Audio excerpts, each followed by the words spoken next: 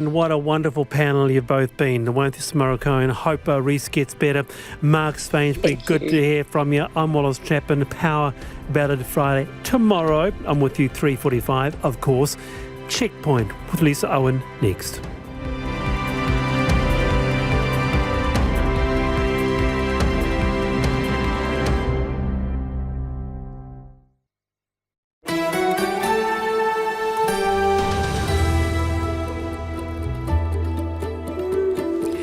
Te whakarongo mai koe ki te reo irarangi o Aotearoa. This is Checkpoint on RNZ National. I'm Lisa Owen.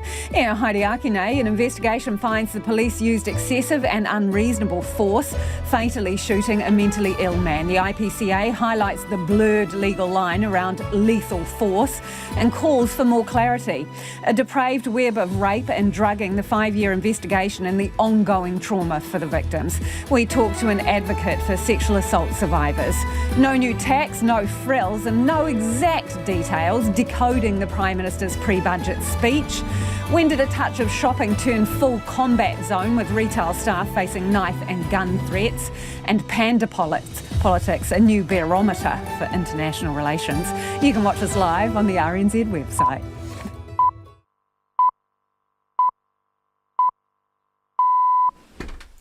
RNZ News at 5 o'clock. Ahi Marie, good afternoon. I'm Evie Ashton. A man who pretended to be a doctor at Middlemore Hospital has been sentenced to 3.5 years in jail. 30-year-old Yuvaraj Krishnan had earlier pleaded guilty to a series of fraud charges. He faked a practicing certificate and CV to get a job working with respiratory patients at the height of the country's COVID outbreak last year. Judge Nevin Dawson says he has a distorted sense of self-entitlement and put patients at risk. Krishnan's lawyer says he had a perverse compulsion to work as a doctor and underlying psychological problems. But the prosecution says the deception was sophisticated and involved vulnerable patients. A neighbour of an armed man shot and killed by police in Papatoetoe 2 years ago says today's police watchdog report is an indictment of Australia's 501 deportation policy. Under Australian law, someone sent to jail for 12 months or longer can have their visa cancelled and be deported to their country of birth. The Independent Police Conduct Authority found the shooting of Tangaru Noere Turia, who was a 501 deportee, wasn't justified. Lars, who lives in a neighbouring house, says it was clear Mr Turia was disturbed. He got sent back here, he didn't have very much support and he needed support. And from what we've witnessed, he didn't get the support that he did need. The IPCA report found that Mr Turia wasn't given enough time to drop his weapon before being shot. The Prime Minister has ruled out including any new taxes in next month's budget. A cyclone levy is also off the cards, as Chris Hipkins believes the recovery could be funded without it. Our political reporter Giles Dexter has more. Despite the Treasury estimating the cost of the damage from Cyclone Gabrielle to be between $9 billion and $14.5 billion, the government won't impose a cyclone levy to pay for the recovery. A levy imposed by the Australian government in 2011 following the Queensland floods funded around a third of the recovery. The Prime Minister also won't introduce any major tax changes like a wealth tax or capital gains tax in the budget. The Greens are disappointed, saying the government could have used its majority to make the tax system fairer. But National says Chris Hipkins should have ruled them out as long as he was leader, like his predecessor, Jacinda Ardern. A victim's advocate says the crimes perpetrated by 2 men who drugged and sexually assaulted young women at a Christchurch bar and restaurant are deplorable. The men have been convicted of dozens of charges, including rape, sexual violation, indecent assault and drink spiking. They used a WhatsApp group to discuss their crimes and filmed an explicit video. Advocate Ruth Money says the video content is repugnant. It's absolutely horrific from a survivor perspective, and it's the ultimate in abuse and control. They are stupefying their survivors, they're assaulting them, and they are recording it so that they can share it amongst their so-called friends. It's absolutely deplorable. Ruth Money says she's concerned for the well-being of other unidentified women who've been attacked or those who chose not to go through the court process. The Education Ministry says illness drove poor attendance rates in Term 4 last year. Figures published this afternoon show just 51% of pupils attended school regularly in the final term of 2022. That's a slight improvement on Term 3 last year, but the last time that Term 4 regular attendance has dropped below 60%. Regular attendance is defined as being present for more than 90% of classes. Just over 12% of pupils were classed as chronically absent in Term 4, a similar figure to Term 3. In sport, New Zealand Rugby concedes it will be a struggle to get back in the black next year after posting a near $50 million loss. In its annual report, the organisation has revealed a financial year loss of $47 million, a reversal of the $5.5 million surplus in 2022, which was the organisation's first profit since 2017. Chief Financial Officer Joe Perez is confident they'll come out on top over the next decade, but she's not so bullish about 2024. There could be some minor ups and downs around in-year projections, but overall, in terms of that cycle, 3-year, 10-year cycle, we'll be absolutely looking to grow and bolster ultimately our reserves and our distributions back into the game. Perez says NZR is expecting less revenue over the next year, with the Rugby Championship being shortened this season due to the World Cup. Black Caps pace bowler Matt Henry is looking forward to a return to his preferred white ball game when the one-day series against Pakistan starts in Rawalpindi tonight. With a number of players unavailable, Henry was called in to play in the T20 series, but says the 50-over game has aspects of Test cricket that he prefers. Not much changes with that new ball. I think you just still got to put the ball in the right areas for long enough and give yourself a chance. But it tends to be a good time to bat over here. The ball does come on quite nicely with the new ball, so adjusting to that as quick as you can. And Wanaka snowboarder Zoe Sadowski-Sinnott has won the Natural Selection Tour title after tour wins in Canada and Alaska. That's the news. Are the mega wealthy playing by the same tax rules? Middle-income New Zealanders are paying 2 or 3 times the rate of tax of the very wealthy. The opposition cries foul and says it's not convinced. I don't think the wealthy is the cause of the problems that middle New Zealand is experiencing at the moment. But the ref says it could go either way. You could say that New Zealand actually has a very good broad regime as it is, and maybe it's just a case of trying to tinker a little bit around the edges. Your daily commentary on the big issues. Morning Report, weekdays from 6 on RNZ National. You're with Lisa Owen next on Checkpoint. Right now, the short forecast from Met Service to midnight Friday. Northland, Auckland and Coromandel Peninsula, partly cloudy with isolated showers. Waikato to Whanganui, including Bay of Plenty and the Central High Country, fine today. Fog possible early tomorrow, then cloudy periods.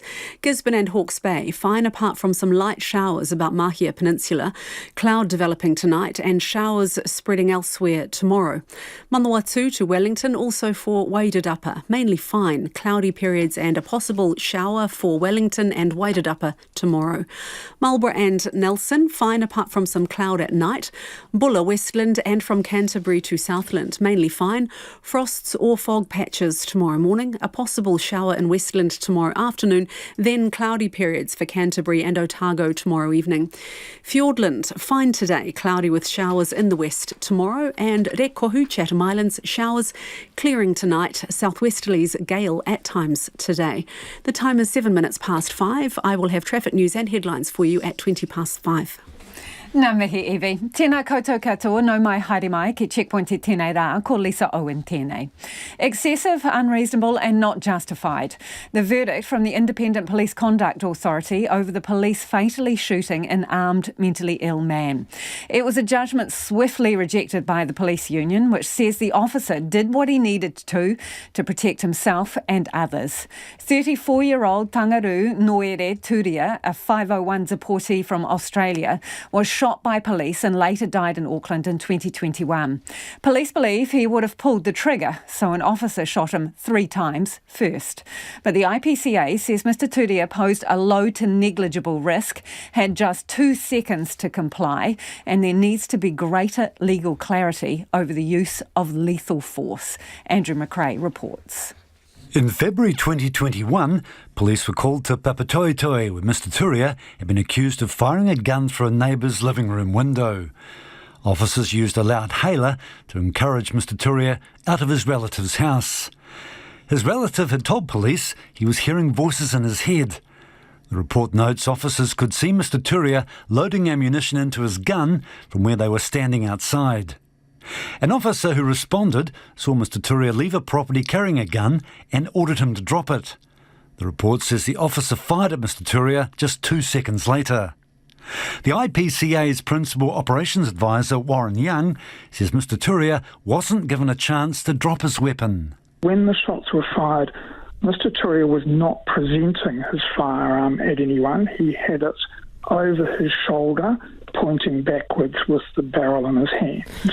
He says there was no imminent risk at the time. We've examined where everyone was at the time, and the officer who pulled the trigger knew full well where everyone was. The police union strongly disagrees with the IPC, rejecting its key finding the shooting was not justified. Police Association President Chris Cahill says the officer had to act extremely quickly because he and others were in danger. They only had cover of a small wooden fence that wouldn't have stopped a blast from a shotgun, so they could have suffered death or serious injury if they had decided to fire that firearm. And that's the decision an officer had to make in a very short period of time. He says the officer is distressed by the IPCA finding. It's looked at it in an unrealistic environment of the perfect scenario when you've got time to look back and consider and also wonder what the offender may have done. And that's not the reality this officer faced, and he's very much upset by the findings of this. The police say there's a real risk officers will feel unable to act in situations if they fear they'll be too finely judged. Assistant Commissioner Sam Hoyle says police respond to a wide range of fast-moving incidents in any given day, and many involve a very real risk to the public and can require split-second decision-making. The Police Minister, Ginny Anderson, says she's interested to see the findings of an internal review and will wait the outcome of that before considering any further steps. Lars, who was a neighbour of Mr. Turia, says while he was mentally disturbed, he didn't deserve to be killed. I think it's a pretty sad indictment of the 501ers and what's happened to them, that he got sent back here, he didn't have very much support, and he needed support. And from what we've witnessed, he didn't get the support that he did need. He says what happened to Mr. Turia was terrible. That somebody got shot when they shouldn't have been shot, is how I see it. That I don't think that what happened needed to happen. He just needed support and he wasn't getting it. Police say a thorough investigation was undertaken into the incident, which found there was insufficient evidence to support laying a criminal charge against the officer. They say a review of training and policy relating to the use of lethal force will be undertaken. It is 11 minutes after 5. Kia mau tonu mai. Do stay with us. You're listening to Checkpoint on RNZ National. A depraved web of rape, sexual violations and drink spiking, a 5-year investigation and never-ending trauma for the many victims. 2 men have been convicted of 68 charges in one of the biggest prosecutions of its kind in the country. Christchurch police have praised the courage of young women who came forward after being drugged and sexually assaulted. And victims' advocates have urged others to do the same. Jean Edwards reports. The men preyed on young women socialising at Christchurch's popular Mama Hooch bar over a number of years. Detective Inspector Scott Anderson says the women were drugged and ended up experiencing a night like no other. Some of the effects included things like blackouts, not being in control of their body. Some are described like being underwater. So they really talked about the effects like no other effect they've ever had from going out on the town. He says the men who attacked them used a WhatsApp group to discuss their crimes and filmed an explicit video. A lot of it was very graphic. We say a lot of it talked about how they actually targeted people and the victims, and the way they thought of some of the women that they had targeted were quite derogatory. Police launched Operation Sinatra in 2018 when 2 women told police they'd been drugged and sexually assaulted after a night out. A subsequent police appeal resulted in more women coming forward to complain about drink spiking and sexual assaults linked to the bar. In the end, 30 women and 2 men were involved in the case. Scott Anderson says they deserve praise for coming forward and reliving their ordeal in court 5 years later. They've had this burning away at the back of their mind. They've had to get on with their lives. Some have subsequently, got married, had kids, and then they've had to come back to court and had the courage to get up and outline again what happened to them 5 years ago. So they've been incredibly courageous. Victims advocate Ruth Money says the men's behaviour and the video content is repugnant. It's absolutely horrific from a survivor perspective, and it's the ultimate in abuse and control. They are stupefying their survivors, they're assaulting them, and they are recording it so that they can share it amongst their so-called friends. It's absolutely deplorable. She says justice has been a long time coming and people should be thankful for the women's bravery. It's a mammoth effort for every survivor, sadly, to go through this, and so late in the piece after the gross offending. The men's names remain suppressed for now because of a High Court appeal. They'll be sentenced in July. A third man was acquitted on all but a minor drug charge, and a fourth will stand trial next week. Aviva Client Services Manager for Sexual Violence Services, Jo Barter, has assisted survivors in the case, and she joins us now. Kia ora, Jo. Have you managed to speak to some of the victims involved since the verdict, and how are they doing? Kia ora, Lisa. Yes, we have spoken to some of those survivors involved. I think there's probably, I can't speak for them all, but I think there's a mixture of feelings. Relief would be one of them, to have got to this point, and to have, as already been spoken about, to have had the tenacity to hang in there all of these years and to get to this point. So a sense of relief. I think it's important to note, and the judge was clear to say that there would be some who would be disappointed by the verdict. So not everyone got the justice they were hoping for. So there's still some work to be done in our system to ensure that happens. But many of them would have felt and did feel very relieved and very proud of themselves, as they rightly should be, for going through with the process in the way that they did, with such dignity and such bravery. It has been, I imagine, a harrowing few years. I am very interested in your thoughts on the kind of questions that these survivors were asked by defence lawyers. It was all of a similar vein. There weren't that many options open to them, but I think there was a heavy focus on their age at the time and their levels of intoxication. I think it's really important to note here too that legally you can't actually consent if you're intoxicated anyway. So irrespective of anything else that might have gone on, being intoxicated isn't consent. So how do you feel about them being asked questions like, how much have you had to drink?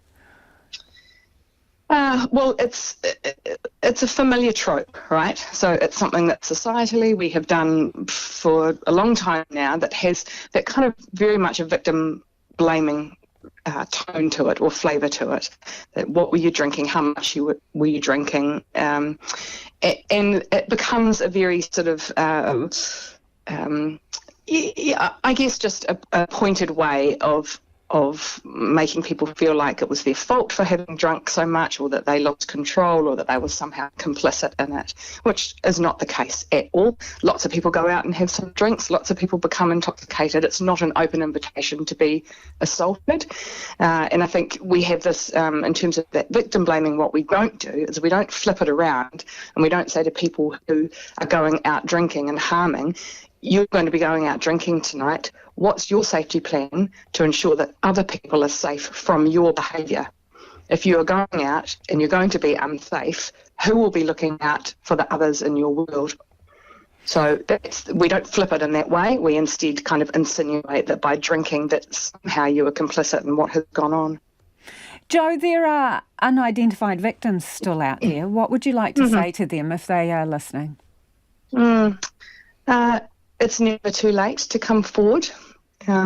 it's never too late to come forward and speak to police about it, and I know that they'd be very willing and happy to hear from people if they did come forward. But you don't have to report to police. It's absolutely your choice as an adult.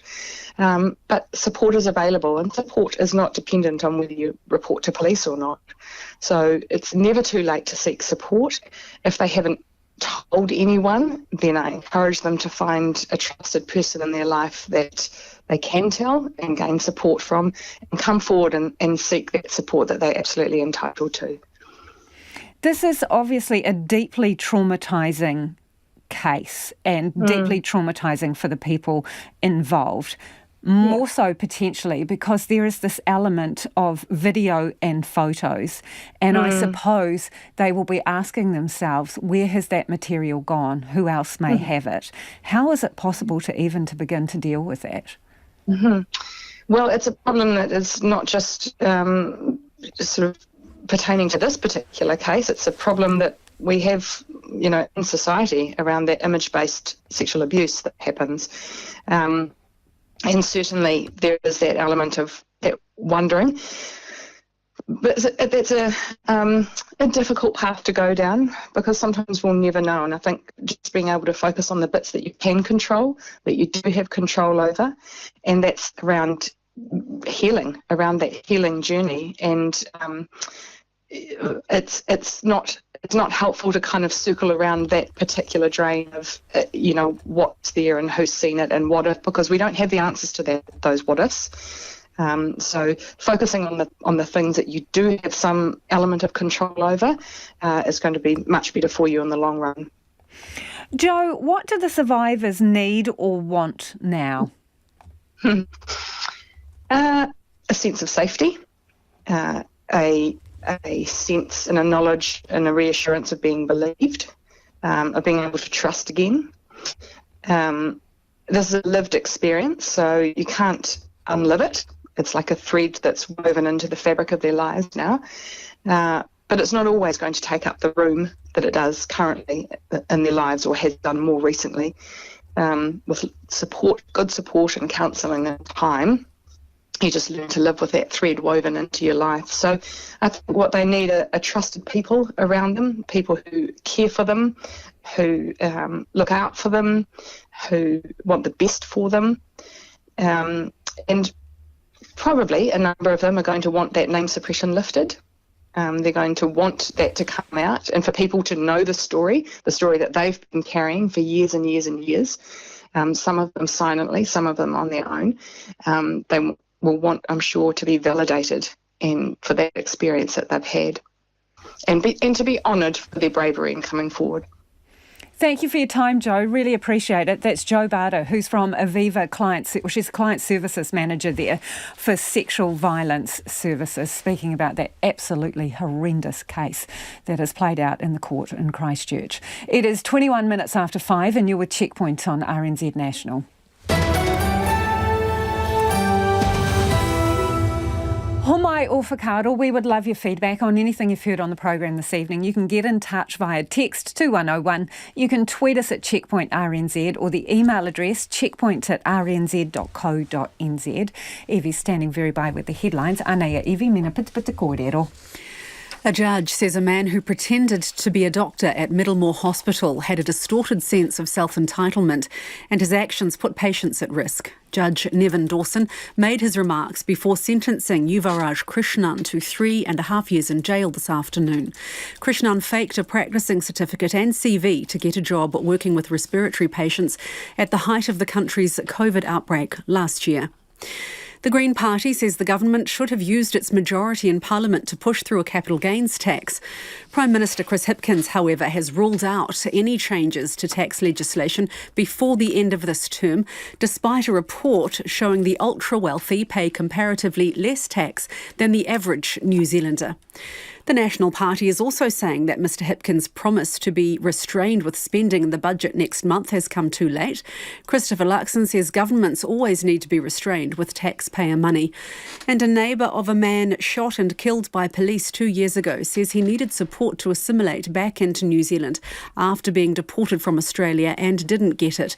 The Independent Police Conduct Authority found the shooting of Tangaru Noere Turia, who was a 501 deportee, wasn't justified.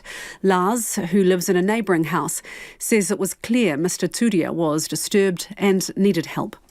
Those are the headlines. Looking at traffic around the country, a section of Lewis Pass is closed between Springs Junction and Reefton after a truck and trailer unit rolled. And in Tamaki Makaurau, a breakdown heading north on the southwestern near Walmsley Road has recently been cleared, so there may be some congestion there. Our next traffic news and headlines are at 5:40. Kia ora rā, Eho. New Zealand Rugby is putting on a brave face despite posting a nearly $50 million loss in the past financial year. In its annual report, NZR revealed a financial loss of $47 million, a reversal of the $5.5 million surplus of the previous year. Rugby reporter Joe Porter joins us now. Joe, so is NZR comfortable with that loss? Yes, well, that's the picture they're painting. They're not even describing it as a loss so much. They're saying there was deliberate investment in the women's game and, of course, COVID-related funds going towards Super Rugby and player payments and other things they had to make. And they're saying that's only $6 million. And the $37 million that was paid out to stakeholders from the Silver Lake deal, they're not really including in that. So they're sort of claiming they kind of are close to breaking even, which is, not necessarily true. Technically, they have made a $47 million loss. But that's the picture they are painting at NZR, saying they're happy with their financial position after making some deliberate investment in the women's game and, of course, the COVID recovery. That's some serious polishing of the figures. I mean, NZR's revenue is up, but so is its costs. What are they spending the money on? Yeah, well, that's right. Revenue is up quite a fair amount, almost $100 million, but, the costs are up almost significantly more than that, and that's the problem. That's what's happening. They're spending a lot more money than they were. The competitions cost them a lot more money to hold last year, up $56 million from the previous year. Of course, there was that payout of $37 million to the clubs, $4 million to the transaction for the Silver Lake deal. So certainly costs are sort of really spiralling as much as revenue are and possibly outstripping it in that sense, and that's where New Zealand Rugby must be most worried. So how are they going to plug the gap at increased revenue? Well, that's where New Zealand Rugby are also a little bit vague. They were asked the question today, would they head down the route of selling their broadcast rights, their product directly to the customer? Mike Robinson replied, no, you're jumping the gun there. That's a little bit too far down the track. They talked about NFTs and cryptocurrency and reaching out to their international fans. But whether or not that sort of amounts to anything remains to be seen. They'll be very pleased that their revenue has increased so much this year under a short amount of time with Commercial Co. and the Silver Lake deal. So they will like to think that revenue would balloon, but it is a fairly precarious position for New Zealand Rugby. They really are living on a knife edge. Thanks for that, Joe. That's Joe Porter, our rugby reporter there. The Prime Minister has hosed down the idea of a capital gains tax a day after his government released a report highlighting the unfairness in the tax system. Speaking to a business crowd in Auckland, Chris Hipkins promised there would be no new taxes in the budget, rolling out a capital gains tax, wealth tax and cyclone levy. He says Labor will make its tax policy clear ahead of the election and wouldn't rule out changes to the income tax threshold. Anai tikai vipoata and Giles Dexter. Here's reporter Giles Dexter. From bread and butter to no frills. The Prime Minister is signalling May 18th will be a back-to-basics budget. It's not right for households to be tightening their belts if the government isn't also being seen to be doing the same. So I'd call it a no-frills approach. Chris Hipkins is no fan of the rule-in, rule-out game, but today there were rule-outs aplenty. Despite the Treasury estimating the cost of the damage from Cyclone Gabrielle to be between $9 billion and $14.5 billion, the government won't impose a cyclone levy to pay for the recovery. A levy imposed by the Australian government in 2011 following the Queensland floods funded around a third of the recovery. But Mr Hipkins says the case for one here and now wasn't strong enough. We got some advice on it, we considered it, and we satisfied ourselves that we could fund the work that's required without it. Instead, the recovery will be paid for through a combination of existing budget funding, some reprioritisations and some debt. If you think of it like this, when you have major repairs done to your house, You usually have to borrow a little bit and cut back on expenses elsewhere to pay for them. Households generally can't just increase their income to pay for repairs, and it's not the right time for the government to do that either. The Prime Minister also ruled out any new tax changes like a wealth tax or capital gains tax in the budget. That's despite an Inland Revenue report yesterday which showed the ultra-wealthy are paying tax at less than half the rate of the average person, with untaxed capital gains the largest driver of the disparity. Green Party co-leader Marama Davidson is disappointed Labour won't use its majority to make meaningful change. It really shows again that it is the Green MPs. We have already campaigned on this in successive elections and terms. But ruling out taxes in this budget doesn't mean ruling them out completely. Labour plans to take a tax policy to the election, meaning a capital gains tax isn't entirely dead and buried. National leader Christopher Luxon believes the government's just postponing the inevitable. He should be like every other Prime Minister, including Jacinda Ardern, who said, look, we're ruling it out while I'm Prime Minister, and that's what I haven't heard from him today. That Labour tax policy could include income tax threshold adjustments. Chris Hipkins says the thresholds will need to be adjusted in time, but now is not the right time. We know that tax changes like that put more money back into the economy can also lead to any additional value that people get through a tax being quickly eroded by inflation. Adjusting income tax thresholds to inflation is a key national policy, but National's potential coalition partner ACT disagrees. It's fundamentally bad policy to index tax brackets to inflation. In reality, people's taxes are too high and whole tax rates need to be reduced so people can get some relief. With 3 weeks to go until the budget and Parliament returning next week, there's still plenty more time for the rule-in, rule-out game to play on. And that was Giles Dexter reporting. It is almost 5:30. Kia mau tōne mai. Stay with us. You're listening to Checkpoint on RNZ National. And because you can't have too many Gileses in one Checkpoint program, ko taku hoa e NINA called Giles Beckford, joining us from Wellington. Giles, Air New Zealand's profit up and away. Tell us more. Kia ora to you, Lisa. Well, this is the payback for the rebound in the travel sector. For Air New Zealand, they've upped their earnings forecast. They're now expecting a net profit before tax and any big one-off items between $510 and $560 million. That'll be for the year to June. Now, that compares with their previous forecast of around 480, I think, to 510, or 460 to 510. So quite a significant increase there. Remembering that this time last year, or June last year, they posted a loss before tax of $725 million. So that's a $1.2 billion turnaround in Air New Zealand's fortunes in the past year. And it's not surprising given, first of all the COVID restrictions have gone. So the demand for air travel domestically is 95% of what it was before the pandemic hit. Domestic air prices in the past 12 months have risen 57%. So you can see there where they've been making the money. The reason why they've increased the earnings forecast is because A, there's been good demand, but B, fuel prices have been lower than expected. So they're doing the best of both worlds there at the moment. Their international travel is about... where are we?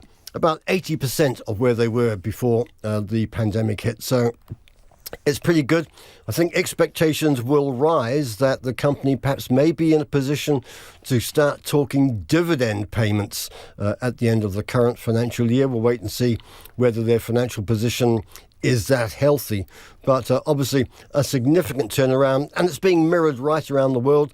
The suggestion being, of course, is how long will this last? Air fuel prices can always be volatile, although the company tries to hedge against that, takes out insurance to try and lock in at least some low prices. And also, more airlines are flying into New Zealand now, and from that point of view, that means increased competition for them. So it may be that the initial flush of everybody needing to fly anywhere around the world at any time will start to fade, especially if global economic conditions slow. But for the time being, the sun is shining on Air New Zealand's finances. Giles, you say real estate agents are getting thinner on the ground. Prove it. Sometimes, of course, we get ranked in roughly the same tier of public respect as real estate agents. Not all the time. Sometimes we're slightly above them. But it would seem that the slowing housing market, changing demographics of the industry, has resulted in 600 fewer real estate agents who have left the sector in the past year, and also quite a increase in the number who have been suspending their licence, perhaps going for a holiday, taking a sabbatical, just saying business is a bit tight at the moment, and it's probably better that I don't try and struggle against market forces. So from that point of view, you'd have to say it's not a surprise. I mean, there are still something like 16,000 registered real estate agents in the country. So they're not, they're not a dying species, but they're a slightly shrinking species. And the number of people wanting to become real estate agents and applying for licenses, that's fallen by more than a quarter as well in the past year. So, the winds of change, the market forces starting to be felt by the real estate industry.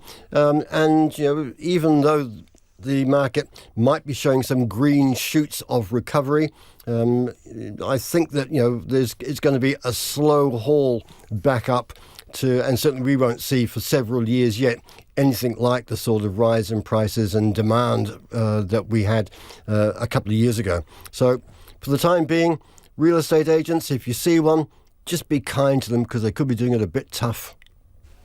And Giles, what market numbers have you got, please? Share market, it just sort of petered out a wee bit, down 17 points today, just 11,918. It's about 0.1%.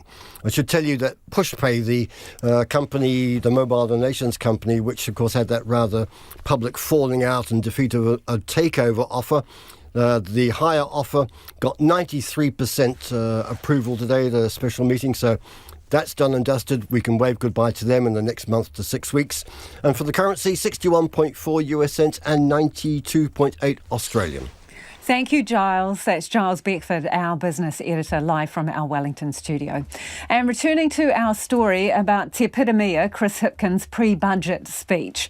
Mr Hipkins is again hosing down expectations, saying it will be no frills and definitely no new taxes, and that includes a cyclone levy. But political editor Jane Patterson says there were a few hints of what could be coming down the political pipe. Capital gains tax has come to the fore this week after that IRD report into the wealthiest families, but as expected, the Prime Minister Chris Hipkins has ruled out a capital gains tax or a wealth tax this term, which really isn't unexpected. They're not going to drop that kind of tax a couple of months out from an election.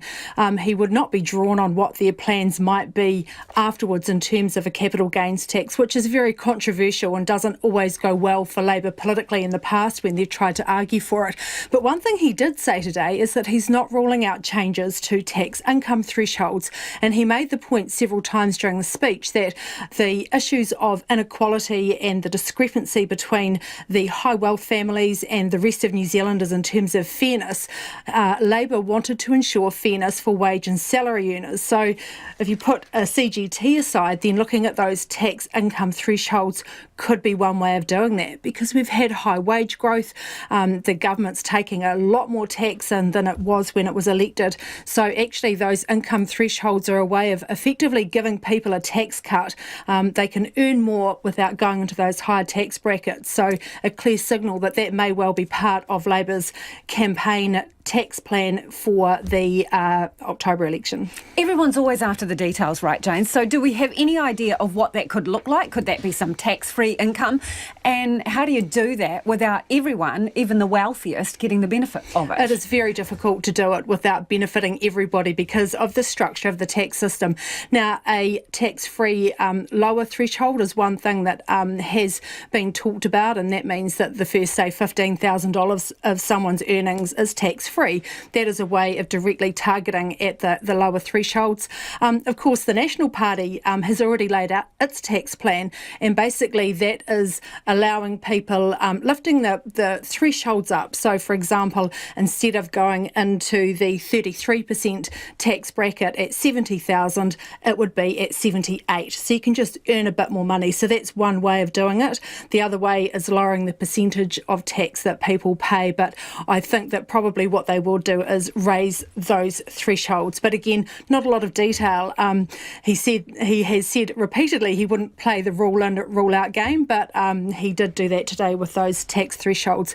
The political problem, and especially when the Prime Minister is talking about a cost of living and trying to ease that for families, is these kind of tax changes, they cost a lot, but they don't deliver a proportionate benefit. So if you're on a lower income, you don't always get a huge benefit from it because it's a proportion of what you pay. So that'll be what the government's weighing up. The other thing is that Chris Hipkins and other Labour ministers have criticised National's plan as inflationary, of pumping more money into the economy. So they would have to find some way of bringing that back to avoid the inflation impact, but also accusations from the opposition that they're doing exactly what they had criticised National for.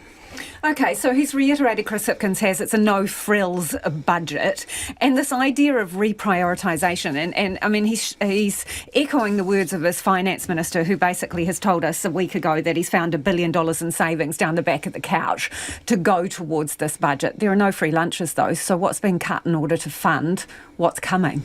Well, it'll be a combination of using the new spending allowances that the government has given itself in the new budget, that ongoing reprioritisation. And I asked Chris Hipkins about it. What does this mean in terms of the areas that you might be looking at? He had already talked in his speech about spending money into those core investment into public services, into schools, into hospitals that the public would expect a government to keep funding. So he said that there would be, for example, some big ticket items that might be delayed and pushed out further in terms of that reprioritisation. So, for example, you could see a transport or infrastructure project that has a price tag on it, but it might have a longer lag time, and he said that part of that is also giving the industry a pipeline, but they're going to borrow more. Grant Robertson, the finance minister, has already signalled that he believed there was headroom in the economy and in the budget to do that, but no frills. In an election year budget, it's certainly dampening expectations of what they might roll out, but of course under Chris Hipkins they have been doing that reprioritisation work. But in any budget, all of the ministers are all asked to go and have a look at their spending, their projects, and there has been a particular razor taken to that this year. But the expectation is that no extras, and it'd be very interesting to see how they balance that with an election just a couple of months down the track after that May budget. That may be what people are looking for, to see the government managing their finances to cut the cloth in this cost of living crisis. But I'm sure that there will be something in there for the public as Labour goes into the election. And I think we had our first hint of that today with potentially those tax income thresholds, which are broad-based too. So, what we were talking about before in terms of it's hard to just target the low to middle income, but the flip side of that is everyone gets a benefit if you are a salary or wage earner. It is 19 minutes to 6 and you're with Checkpoint on RNZ National. Homai or whakaaro, we would love your feedback on anything you've heard on the programme this evening. What do you think about tax thresholds? Should they shift? A hint there from the Prime Minister, and what to? What's fairest? 2101 on text. You can tweet us at Checkpoint RNZ. The email address checkpoint@rnz.co.nz. Let's go to the headlines. Ko Eve Ano tēnei. Prosecutors say a man who pretended to be a doctor at Middlemore Hospital had created a sophisticated deception that could have harmed vulnerable people. 30-year-old Yuvaraj Krishnan was sentenced to 3.5 years in prison this afternoon after earlier pleading guilty to a series of fraud charges. He faked a practising certificate and CV to get a job working with respiratory patients at the height of the country's COVID outbreak last year. A victim's advocate says many survivors of 2 men convicted of 68 charges of rape and sexual violation are feeling relief that the court case is over. The men have been convicted in Christchurch following a lengthy investigation that found the men spiked women's drinks before violating them and videoing assaults. Advocate Joe Barder told Checkpoint that there was still victim blaming in society when it comes to sexual assault, and that needs to change. The Prime Minister says that it's not the right time to make any changes to tax thresholds given the high inflationary pressures on the economy. Chris Hipkins says he's not ruling any changes out in the future and has also quashed any suggestions of a capital gains tax being introduced this term. And the introduction of extra Te Huia train services between Hamilton and Auckland are being put on hold for the second time because of a shortage of train drivers. The additional services on Thursdays, Fridays and Saturdays were due to be rolled out in October last year, but were delayed because of the Auckland electrification project and the rail network rebuilds program. Those are the headlines. Looking at traffic on the west coast of the South Island, State Highway 7, a truck and trailer unit has rolled, which has closed a section of Lewis Pass between Springs Junction and Reefton. Detours are in place there. Our next news and weather is at 6 o'clock.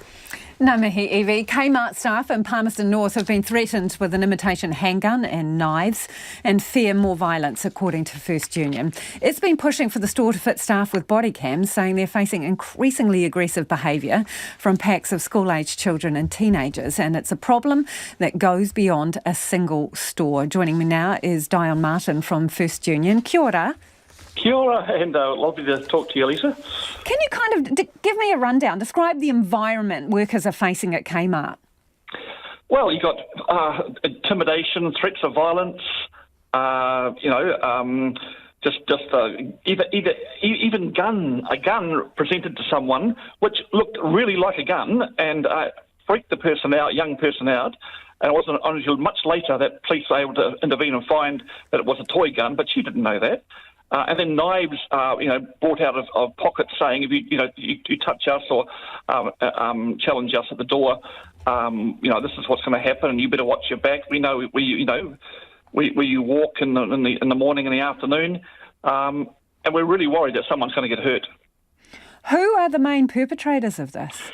There are packs of young people, some adults too, wandering around. There's 2 big malls in Palmerston North, the downtown plaza, and then there's the Kmart plaza, and they just run the roost. They're in charge, and they know that there's understaffing. They know that the door person's a long way away from the main checkout and the main office.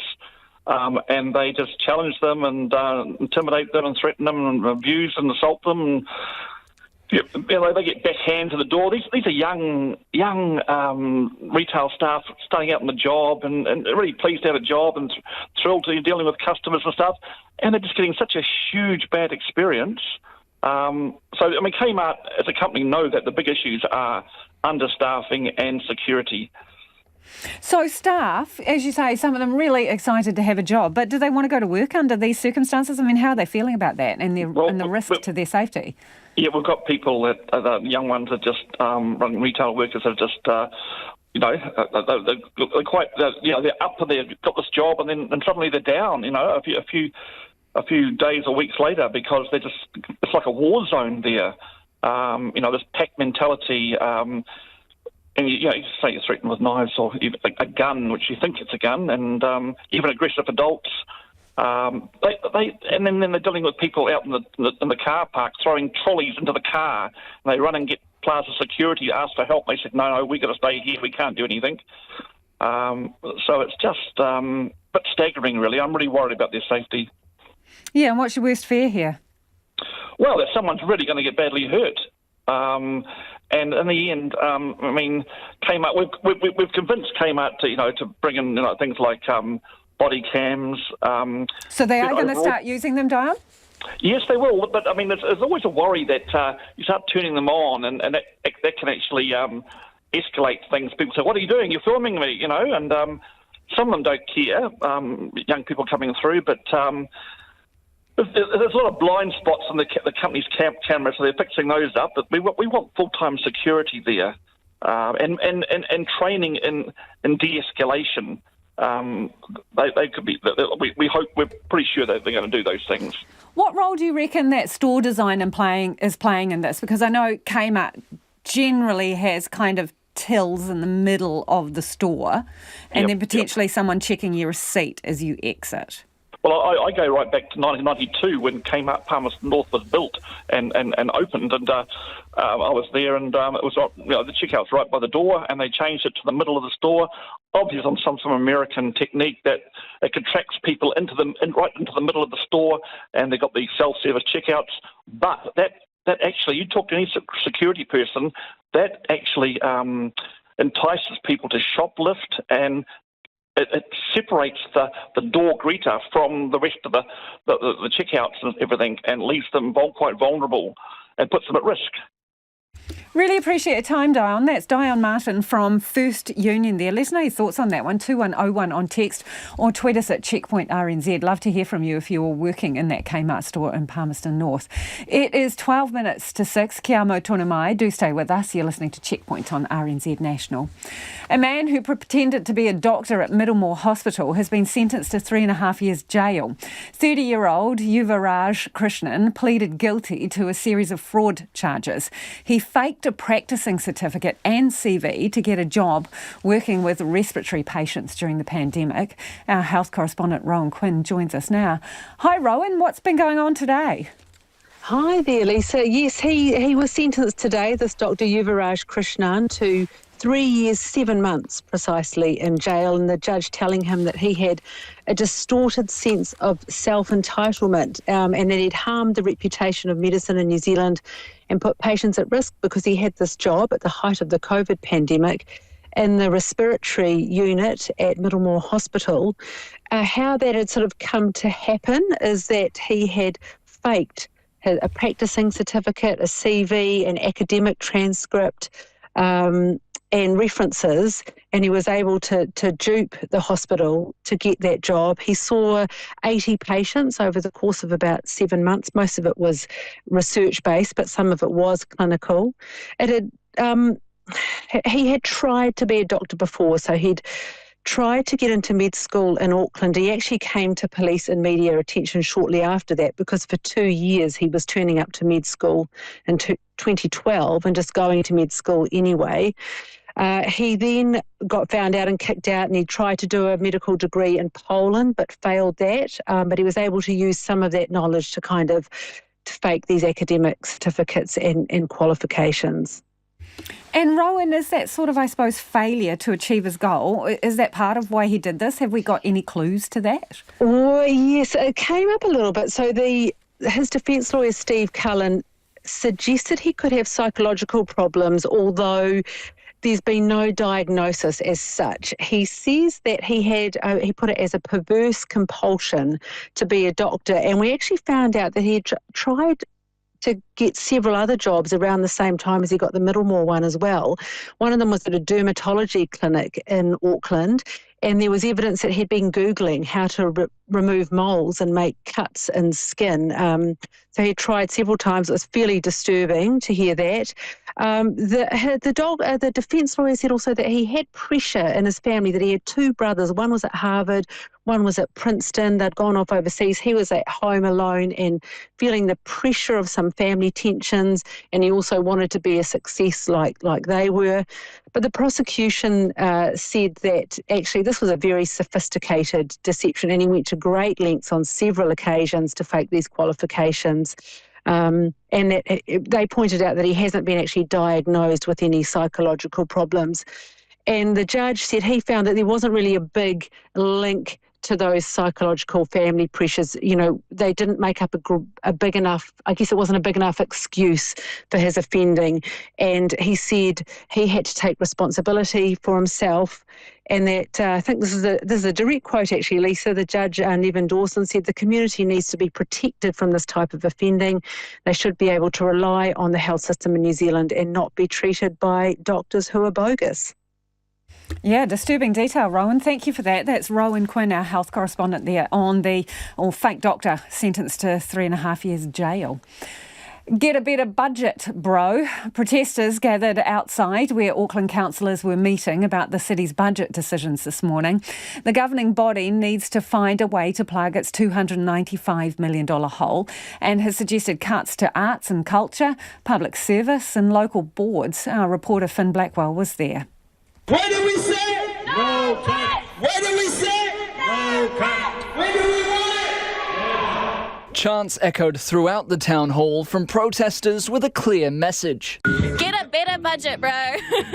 Sephora Todd says if the budget cuts go through, she'll lose her job. But she says that's not the worst part. The thing that I'm really sad about is that all those youth programs and the work that we were doing out in the community, those communities aren't going to get access to that now. Like, I can go and get another job, but once that service has gone from our community infrastructure, from our social infrastructure, that's going to impact on the culture of our city. She believes the council and the mayor aren't focusing on the right areas when it comes to making cuts. We're really proposing austerity instead of taxing wealth, which is shocking. We have a cost of living crisis, but yet supermarkets are recording record profits. And fellow protester Yuan Gao says the public consultation for the cuts doesn't reach the demographics that it needs to. Wayne Brown needs to do a better job in public consultation because from our research, the submission guide, Auckland Council's website, doesn't really work. So it kind of like form a barrier for us to pass our perspective to Wayne Brown first. Inside the council chambers, protesters caused a stir standing before elected members with a large orange banner reading "No Cuts." Mayor Brown offered to take a photo of the protesters, saying they could leave their banner in the chamber for council to use as a blanket if the meeting ran into the evening. He says the protesters are entitled to their own opinion. Those people there, tax the rich or whatever, thinks, we can't do that anyhow. But I get what they want. I mean, in an ideal world, everything's free. But you find that free things get oversubscribed somewhat. He said the path to fewer cuts rests on whether or not they sell the council's shares in Auckland Airport. What is clear to me is not a lot of people want to pay any more rates.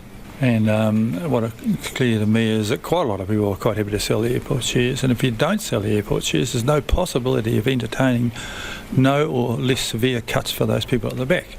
Taxing the rich is not an option. Selling the airport shares is one. But there remain those who will continue to fight to stop the budget cuts from going through. What do we say? No cut. When do we want it? I'm way back at the visual of Mayor Wayne Brown wrapped up in the cosy little blankie that says "No Cuts." It could be a breakdown in panda diplomacy. A giant panda is on her way back to China after 2 decades at Memphis Zoo in Tennessee. Yaya arrived in the US in 2003 after a 2-decade loan agreement with the Chinese Association of Zoological Gardens. But after the death of her companion, Lala, questions were raised over Yaya's treatment as her hair looked thin and patchy. The zoo said Yaya has a chronic skin condition, but now it's the subject of more tension between the two powerful countries. CNN's Selena Wang reports. Once a symbol of Beijing's goodwill, now the center of angry debate in China. This panda in Memphis, Tennessee has become the latest victim in worsening US-China tensions. Yaya arrived in America with her playmate Lila 2 decades ago as an emblem of growing bilateral friendship. But recent videos showing the once fluffy panda, now looking skinny with scraggly fur, has sparked outrage in China. Many Chinese people and some animal advocates accusing the zoo of mistreatment. Videos on Chinese social media claiming the pandas are being abused quickly went viral against the backdrop of growing anti-American sentiment, the rumors often fanned by state propaganda. And meanwhile, Chinese social media users are praising these viral videos of this panda in Russia, Wu Yi, claiming videos of the active and playful panda prove Russia is taking excellent care of the Chinese bear. state TV saying the pandas are helping the Russia-China relationship. Chinese and American scientists launched a joint investigation concluding that Yaya has a genetic fur and skin condition that does not impact her quality of life and has received excellent care. But that message is not getting through. Outside the panda exhibit at the Beijing Zoo, I asked people if they've heard of Yaya the panda. This man says, yes, she's abused in America. An 11-year-old boy tells me, I heard the U.S. is treating the panda poorly. This man says, isn't Russia taking good care of pandas? Pandas are happy over there, not like in the U.S. And this man, with his granddaughter, tells me pandas in Russia are very happy. Why? Russians and Chinese are friends. At least Russia is not sanctioning China. Yaya will soon settle in this Beijing Zoo. Now, China has long used its pandas as a diplomatic tool. Currently, its pandas are on loan to about 20 countries. The United States has not received one since Yaya and Lola 20 years ago. Now, these pandas are normally loaned on these 10-year leases, and they cost $1 million annually. The Memphis Zoo had already planned to send Yaya and Lila back to Beijing this spring because their lease is expiring. But Lila died of heart disease 2 months ago at the age of 24. The average lifespan for pandas is usually under 30 years. Yet that didn't stop rampant speculation and led to an explosion of accusations about Yaya's treatment too, accelerating calls to bring Yaya back to China. The message even featured on billboards from New York City to major cities across China. In 1972, during U.S. President Richard Nixon's historic trip to China, his wife visited pandas in Beijing. On behalf of the people of the United States, I am pleased to be here and accept the precious gift. Months later, China sent a pair of pandas to the National Zoo in Washington, D.C. Now, decades later, this panda's return from the U.S. to China, symbolic not of growing friendship, but growing animosity between two global superpowers. Some of your feedback now before the news at 6. Gary says New Zealand has a capital gains tax. It's called the Bright Line tax. Yeah, I suppose strictly speaking that's right, but it only applies to houses outside your main property and only if you sell them inside of 10 years, I think it is from memory. It doesn't apply to business assets or the like. Mike says, hate saying look over the ditch. Aussies get so much wrong, but 20 years of fine-tuning capital gains tax and no GST on basic foods sets a working template to shift the tax load, says Mike. On Kmart, Dave says the layout of the Palmerston North Kmart is very weird. I don't ever think I've seen a design like it in any other store. And another person says, where are the police? Isn't that what we pay tax for? RNZ News at 6 o'clock. Good evening. Tēnā tātou, ko Evie Ashton tēnei. A man who pretended to be a doctor at Middlemore Hospital at the height of last year's COVID outbreak has been sentenced to 3.5 years in jail. 30-year-old Yuvaraj Krishnan had earlier pleaded guilty to a series of fraud charges. Health correspondent Ron Quinn was at the Manukau District Court. Yuvaraj Krishnan had failed to finish med school but faked a practising certificate and CV to get a job working with respiratory patients in February last year. His defence lawyer says he had a perverse compulsion to work as a doctor and underlying psychological problems. But the prosecution says the deception was sophisticated and involved vulnerable patients. Judge Nevin Dawson says Krishnan has a distorted sense of self-entitlement and put patients at risk. An advocate for survivors of sexual violence says it's never too late to come forward. Aviva Client Services Manager Joe Barder has helped people victimised by two men convicted of drugging and raping women at a Christchurch bar. But some survivors haven't been identified. She's told Checkpoint it's up to victims of violence if they want to go to the police, but says support is always available from trusted friends and services. Joe Barder says some of the survivors in this case have been carrying their story alone for many years. The Prime Minister says there's no doubt income tax thresholds will change in the future, but now isn't the right time to do so. Chris Hipkins has quashed speculation about a new wealth or capital gains tax, at least for this term, at a pre-budget speech today. Asked about income tax thresholds, he said while changes are inevitable, they're not appropriate during high levels of inflation. I'm certainly not ruling out changes to income tax thresholds in the future, acknowledging that over time, periodically from time to time, governments do need to adjust that. But now is not the right time to do that when we have a high inflationary environment. Chris Hipkins did today rule out introducing a cyclone levy, saying the government will cut its own costs and borrow more to fund the recovery. The police watchdog says a man who was fatally shot by police in Papatoetoe 2 years ago wasn't given time to put down his weapon. Independent Police Conduct Authority says the officer who shot him wasn't justified in doing so. Andrew McRae reports.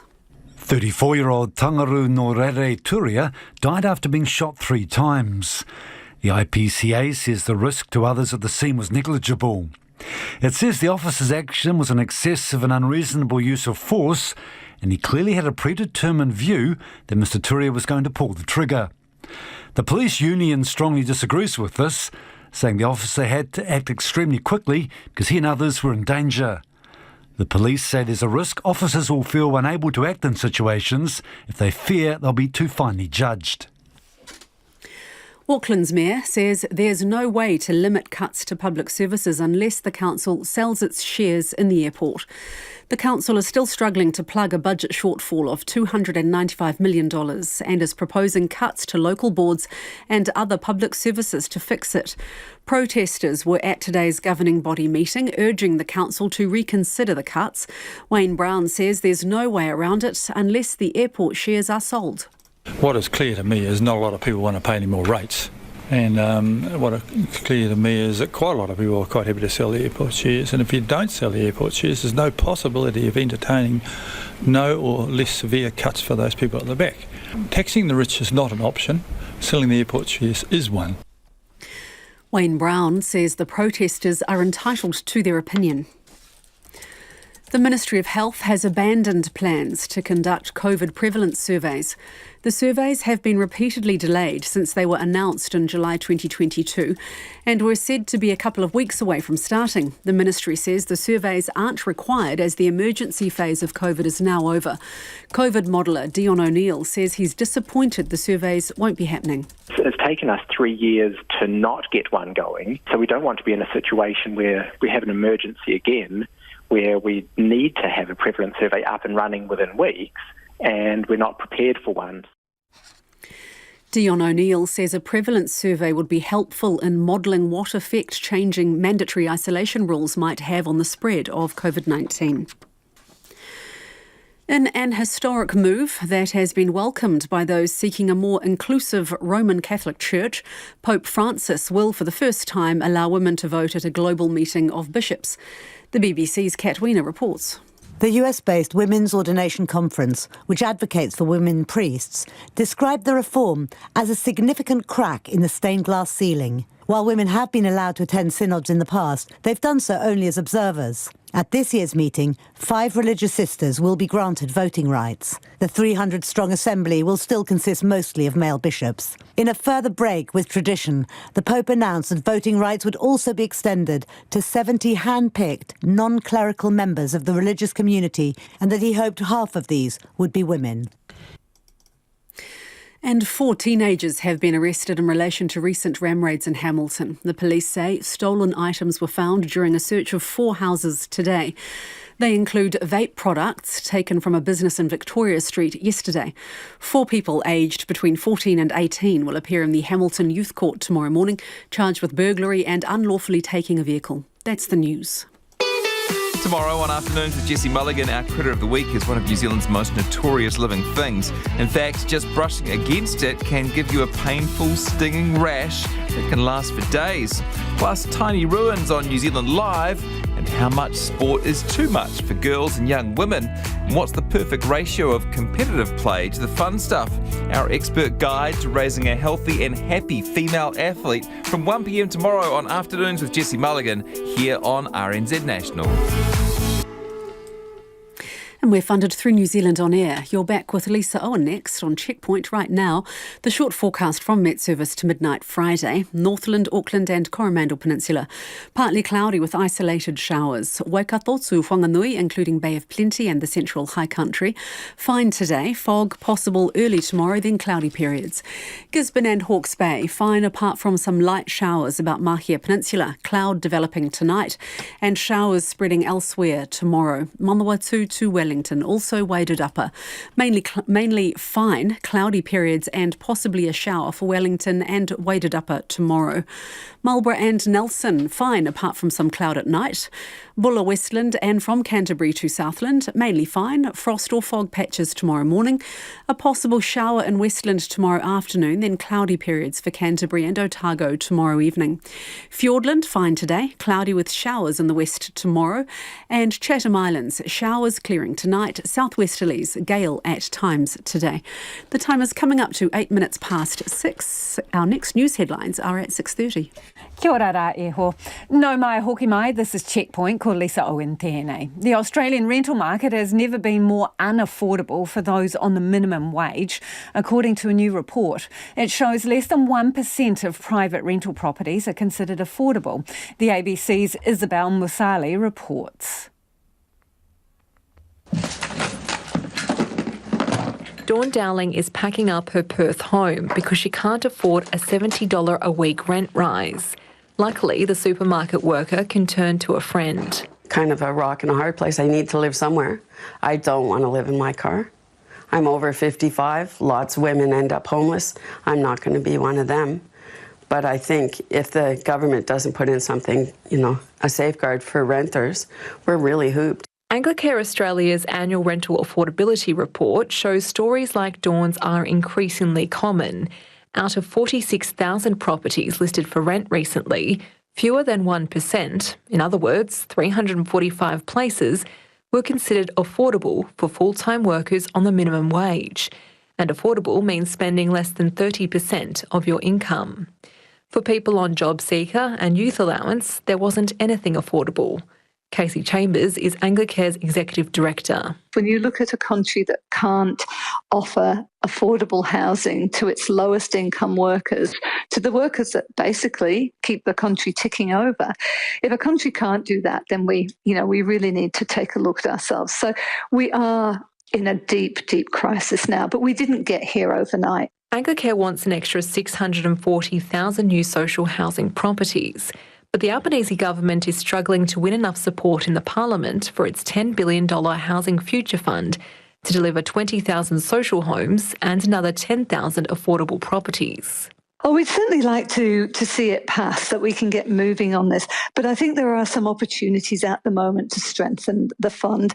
We would certainly like to see that 20,000 social homes. We'd like to see that be a binding commitment. It is barely a drop in the ocean of what's needed. So that for us would be, one of our really big ones, that we make that target a binding commitment. Emma Greenhalgh from National Shelter says while the fund would be a step in the right direction, she's concerned it won't be passed or will be delayed. We understand that it is a negotiation. We want to see that it's a true negotiation and that it is being done in good faith. Do you think that's what we're seeing right now? Housing should be an issue where we are coming together and we're seeing, the Greens and Labor essentially have a fight about it. And it is really quite frustrating for the sector. We want action. We want projects to be getting out of the ground. This is not helpful, for people who are waiting for housing. Meanwhile, in Australia, it can take months to get approved for a home care package. And while wait times are falling, home care providers are struggling to meet growing demand. Advocates say it means too many older people who could be independent at home are ending up in aged care institutions. The ABC's Catherine Gregory reports. Mark Olds grieving the loss of his 82-year-old father, who died just a couple of weeks ago. One of his biggest regrets is that his dad died in a residential aged care facility instead of at home. He'd worked hard, paid his taxes all his life, and all he wanted to do was go out his way in his own home, but that was taken away from him. Mark's father had prostate cancer and his mother also suffered a stroke last year. They'd both been waiting months for a home care package. And when the funding was finally approved by My Aged Care, the providers in their part of regional Victoria couldn't help them. So when his dad had a fall, he ended up going into care. The constant phone calls and following up, it was, and then the responses that they would get was, well, no, we've closed our books at the moment. We're not taking on any more candidates. A spokesperson for the federal government says the number of people waiting to receive a home care package dropped 47% in the 12 months to the end of March, and that the waiting time for people with a high priority is less than a month. Aged care advocates say it's still not enough of an improvement. What we're seeing at the moment with the wait times for home care packages is a bottleneck in the assessment. Kyra Bay-Snell is the founder of Care About, a service that helps people find the right aged care service or placement. She says people are often waiting 6 months between when they register for an aged care package and when they get a meeting with a home care provider. The real tragedy of this is people who are forced to have to go into an aged care home where they could actually receive the supports and remain living in their own home if they had government funding in a timely manner. It's completely unacceptable that we have a home care system that is not nimble, that is not responsive. Jeff Rowe is a spokesperson for the Older Persons Advocacy Network and is the CEO of Aged and Disability Advocacy Australia. Certainly both the residential aged care sector and the home care sector are having difficulty recruiting enough staff to do the job. The federal government says it's spending more than $90 million to attract, train and support the retention of an extra 13,000 personal care workers to the home care sector by March next year. But Jeff Rowe worries that the home care system can't be expanded quickly enough to stop people winding up in residential aged care. Premature admission to residential aged care is not a good outcome for the older person. And it's not a good outcome for you and me as taxpayers. We know that a residential aged care place costs twice as much as a home care package costs. The situation in Sudan's capital is getting more chaotic despite a shaky 72-hour ceasefire. Now, a Sudanese warlord wanted by the International Criminal Court is among a group of leaders freed from Khartoum's prison. Tens of thousands of people are trying to flee the violence between two rival military factions, but many have had to leave loved ones behind. The BBC's Nick Beak is in Cyprus, where a plane of British nationals has landed. Finally, an escape for Britons who've been stranded in Sudan. But as the RAF carries out more evacuations, there are some concerns the airfield in the capital Khartoum is now breaking up, with hundreds of UK citizens still stuck in the devastation inflicted by the feud between top generals. Today, though, flights out have been reaching Cyprus, which is halfway home. And this is how it feels to have escaped. Here in Cyprus, I met 8-year-old Karim and his 10-year-old sister, Dialam, with their mum, Shireen. At their departure gate, she explained how they'd got out of Sudan. Once we got there to the airport, we met the British soldiers. They were very friendly and they helped us a lot to get here now. Yeah. Other countries, the French and Germans, got their people out before the British. But how do you feel? Do you think the British helped you when you needed them, or were they too slow? They were slower than the others, but still they saved us. So that's what matters, right? The family from London were on holiday, but became trapped by the fierce fighting. We heard lots of gunshots while we were in the house, but we were safe. We were only a little safe. And We also had explosions. Yeah, we're safe now because there is no war here at all. Well, the first evacuation flight to the UK is about to depart. For these families, their ordeal is now over. They'll be back in the safety of the United Kingdom. But many leave behind loved ones in Sudan, and they simply don't know what will happen to them. I don't know what to do. We made contact with a 24-year-old British doctor at the airfield in Sudan, who claimed UK officials had told him that 4 of his relatives would not be allowed on any rescue flight. They told me if they don't have a visa or British passport, they can't come here. I don't want to leave them because they are my family. And then there's Azza and her 2 sons. They've been told to make their way to the RAF gathering point in Khartoum, but her husband doesn't have a British passport. Everybody's telling me, like, this is exciting news, go, you know, you're being safe. But for me, it's a family breakup situation because, and I don't know if I'm going to see him again, if the kids are going to see their father again. And it's very, very hard. The British military defended the operation. In the very early stages of fighting, where it's very complicated, intense, and we don't know what is happening. In particular, we don't know who might be in control of things that are a threat to an aircraft. That, in my professional military judgment, is not the right time to be asking lots of people to move. In my judgment, this is the right time, and I support fully the Prime Minister's decision. As more flights leave for the UK, the British rescue operation is trying to pick up the pace, but is still playing catch-up. A mission far from over. 17 minutes after 6 and you're with Checkpoint on RNZ National. Drones have become a crucial element to Ukraine's war effort. The country's rapidly boosting its production of drones as demand grows on the front line. Military leaders say even small drones, some we might own and use for fun, can give Ukraine a fighting and competitive edge over Russia. The BBC's Joe Tidy has more. On the outskirts of Kyiv, the latest group of drone pilots are being trained for the front line. The location is being kept a secret, but instructor Slava is teaching recruits how to use these small drones to spot signs of enemy troops and help guide artillery attacks. Olelka has nearly finished her training.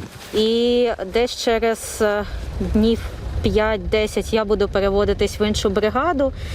Власне, 93-я бригада, там є Сенека. І я в Сенеці дуже сподіваюся, що буду чим швидше попаду на фронт. This is her new brigade in action in Bakhmut. The drone used to help the military aim, a DJI Mavic. This relatively cheap hobby drone has become a major tool of this war for both sides. So much so that its Chinese manufacturer banned sales to Ukraine and Russia last year, but still thousands flood to the front line. And the demand for drones is so great, Ukraine has upped its own manufacturing, recently relaxing import laws to speed up production lines. It's also launched design competitions like this one, all paid for from a successful public campaign. Things are not like in the movies. There are no superheroes wearing capes, Jedi Knights. Backed by celebrities like Star Wars actor Mark Hamill, the Army of Drones campaign has raised more than $108 million since last summer. Nearly 3,500 drones have been acquired so far. 400 hobby drones have been sent direct in the mail. And it's not just foreigners being asked to donate. In service stations and many shops, the fundraising is prominent. Mikhailo Fedorov is Minister for Digital Transformation and until recently Deputy Prime Minister. In his government office he shows me the secret design for a new type of kamikaze drone. Mr. Fedorov says the campaign is about frontline combat and protecting the lives of soldiers defending Ukraine. But the minister has boasted online about new drones able to fly to Moscow and back. And Russia has accused Ukraine of carrying out offensive drone strikes on its territory. It claims this one was shot down near Moscow. You're asking people around the world to donate their drones, the money for drones, for the defence of Ukraine. But what about attacks on Russia, offensive attacks over the border? Я думаю, що краще про це говорити з військовими. Наше завдання зробити так, щоб у військових були ресурси, інструменти для того, щоб принести нам перемогу. But as a leader of the country, would you condone drones going over the border? Тому що Росія вторглася на територію нашої країни, вбила велику кількість мирних громадян, військових, і нам потрібно її зупиняти Росію. Ukraine's MOD is refusing to say if its army of drones is being used to go on the offensive in Russia. Meanwhile, the donations continue to pour in and more drones take to the skies. Meanwhile, Ukraine's President Volodymyr Zelensky has had his first phone call with China's Xi Jinping since Russia's invasion more than a year ago. China has tried to act as a mediator in the war with a vague 12-point peace plan, but China has never condemned the invasion or called for Moscow to withdraw troops. The ABC's Nell Whitehead has more. Зараз є можливість дати нову енергію нашим відносинам. Now there is an opportunity to give new energy to our relations between Ukraine and China. Like the vast majority of the world, we are equally interested in the strength of the sovereignty of nations and territorial integrity. China has tried to position itself as a mediator in the conflict and has offered to send a special representative to Ukraine to discuss a political settlement. 中国不是乌克兰危机的制造者，也不是当事方。 Its Foreign Ministry's Deputy Director of Eurasian Affairs, Yu Jun, says Beijing will continue to facilitate peace talks and do its share in ceasing hostility and restoring peace as soon as possible. In February, the rising superpower proposed a vague 12-point peace plan for the conflict, calling for dialogue, respect for territorial sovereignty, and an end to economic sanctions. But China also has a no-limits friendship with Moscow, and the plan doesn't suggest Russia withdraw its forces, something which Ukraine says is a red line in peace talks. We know China's playing on the side of Russia. That's John Blaxland, a professor at the Strategic and Defence Studies Centre at ANU. But China is also trying to play the moral high ground, and it's done this over negotiations between Iran and Saudi Arabia. It's trying to show up the United States, and it's trying to shed its image as a belligerent power. It's looking to be the new arbiter of international order, which has been traditionally the role the United States has played. So this is about embarrassing the United States. It's about supporting Russia. And it's also, in my view, about trying to put Zelensky in a difficult position because he's about to launch an offensive that may well give him a significant advantage over Russia. So the timing of this is very interesting, and it works, I would contend, in Russia's favour for this to happen. For Zelensky, however, I think it's important for him to be seen to be engaging with China because China has reached out. It would to spurn that hand of apparent friendship would, I think, undermine the international support that he has managed to muster over the last year and a bit. Do you see hope for progress in Ukraine? Yes, I have some hope, but it's from a low base. My sense is that what we're looking at is the prospect of an armistice-like set of circumstances akin to what happened in the Korean War. No one's going to be happy with the outcome. It looks unlikely for Ukraine to win convincingly. It similarly looks unlikely for Russia to win convincingly. Russia has imprisoned opposition leader, says he's facing new terrorism charges. Alexei Navalny says he's been told he'll be tried by a military court, which could keep him in prison for life. He says the charges are absurd. Mr. Navalny is already facing more than 11 years in prison on a range of charges, which his supporters say are bogus. CNN's Fred Plugin has more. The Moscow court literally silencing a Kremlin critic. As Alexei Navalny speaks via video link, his sound is abruptly cut off. It looks like they will limit the time for me to go through the court documents he was able to say, then the audio is muted. While some were chuckling, the situation for Alexei Navalny has become even more serious. The court ruled Navalny only has 10 days to review hundreds of documents from an extremism case against him. And his supporters say Navalny has now learned he will also be charged with terrorism. Now Alexei will have 2 large trials, his spokeswoman tweeted. First on extremism, in total for all episodes up to 30 years. Most likely it would begin before the end of May. Then on terrorism up to 35 years. Navalny's health is also deteriorating, in part because he's limited in the amount of food he can get in prison, his daughter told CNN. The situation has gotten so ridiculous that he buys the food, which is, oats. It's nothing luxurious. And he buys the oats are brought to him, shown to him, and then are just destroyed. Navalny supporters say it's all part of a massive crackdown against the opposition figure and his anti-corruption foundation, which has been banned and declared an extremist organization in Russia, they believe at the behest of Russian President Vladimir Putin. Navalny has called on Russians to protest Putin's invasion of Ukraine, where Moscow's forces are making virtually no progress, and Ukraine says it's preparing for a major counteroffensive. Yevgeny Prigozhin of Russia's Wagner private military company saying his forces feel abandoned by the Russian army. The Ukrainian army is fully ready to move and cut our flanks, he says. Nobody has ever covered our flanks. All those stories about preventing the Ukrainian reserves from entering Bakhmut are total crap. Not a single shot was fired by the Russian army. While Russia's forces struggle on the battlefield in Ukraine, the attrition against the Russian opposition continues. After Alexei Navalny's hearing, he was sent straight back into solitary confinement, his supporters say. Now, here's a critter we can all sympathise with, especially the teenagers among us. An anteater in the US sleeps up to 18 hours a day and has become a viral sensation online as his caregivers struggle to get him out of bed. CNN's Jeannie Moose has more on the famous layabout. What is this thing, and why is his keeper having such a hard time waking him up? Morning. Rub his ears. You want to wake up? Give him his favorite treat, avocado. Still, he puts his paw over his ear. You're not a teenager anymore. Yuri, the 22-year-old giant anteater, just covers his head with his tail, a built-in blanket. This is an everyday thing for me, is getting this boy out of bed is difficult.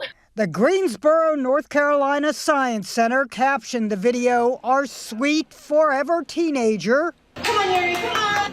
It went massively viral. Who doesn't relate? Just 5 more minutes. What does he have to get up for? Is he late for something? Let him sleep. But Yuri, named after the vacuum cleaner brand Eureka, needs to get up and take his meds, mixed in avocado. Does he actually get medical cannabis? He does. He even gets acupuncture for his arthritis. 22 is ancient for an anteater. In the wild, they only live to about 14. Are anteaters dangerous? I read they could disembowel you with their claws. That is totally true. So we actually don't go in with Yuri when he's awake and walking around like this. Check out the claws. On this itchy anteater in South America, no wonder keeper Kelly Roush held Yuri's leg. Don't give me the claw. In case he woke up on the wrong side of the bed. He has a really, really sticky tongue, which he's using on my shoe right now. A 2-foot tongue that looks like a snake. He likes tasting hair products, and he loves sniffing smelly sneakers, and we're not pulling your leg. Oh my goodness, check out the tongue and snout on that one. That's it from us tonight. Tune in to First Up tomorrow, 5 a.m. Dogs are supposed to be our best friends, but now rodents are vying for the top spot. First Up reporter Leonard Powell meets a rat breeder with 350 people on her waiting list. I am not one of them. RNZ News headlines at 6:30. I'm Evie Ashton.